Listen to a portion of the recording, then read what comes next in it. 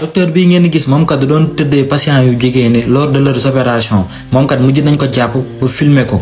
moom kat mu ngi tudd Giovanni Quintera Bazzara dafa nekk benn anesthésiste de 32 ans dëkk fële ca Rio de Janeiro. moom kat liggéeyam dafa nekkoon ne moom mooy def anesthésier jigéen ñu ëmb ñi suñ leen opéré ba pare moom kat moom mooy tëj plaie yi. infirmier yu bëri yu muy liggéey ak moom dañoo seetlu woon ne que dose bu muy piquer jigéen ñu ëmb ñi dafa bëri woon te que heure bu ñu wéetee moo xale jigéen yooyu rek.